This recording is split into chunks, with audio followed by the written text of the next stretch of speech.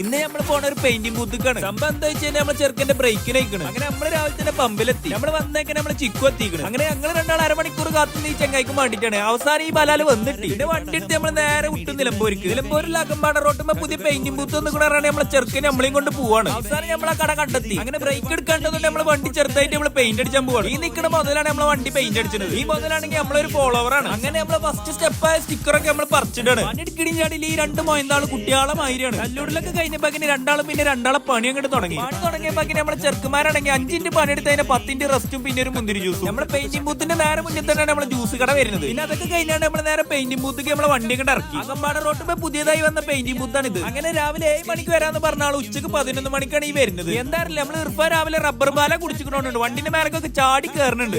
ഊക്ക് തന്നെ നമ്മൾ ഇർഫാൻ ചാടി ഇങ്ങോട്ട് ഇറങ്ങി. വേറെ ഒന്നുമല്ല, നമ്മളെ വണ്ടിന്റെ മേലെ നിറച്ച് പുളിയറുമ്പാണ്. ചിക്കൂന് പിന്നെ തേനീച്ച് കൂടുണ്ടായതുകൊണ്ട് അതിന്റെ ഉള്ളിൽ നിറച്ച് പുളിയറുമ്പ് കൂടുണ്ടോ നോക്കുകയാണ്. അങ്ങനെ ഏതായാലും നമ്മളെ വണ്ടിന്ന് കിട്ടില്ല. അപ്പൊ ഏതായാലും ഇതേപോലത്തെ വീഡിയോസ് കാണുന്നുണ്ടെങ്കിൽ ചെങ്ങന്മാരെ ഫോളോ ചെയ്ത് ഒപ്പം കൂടിക്കോളി.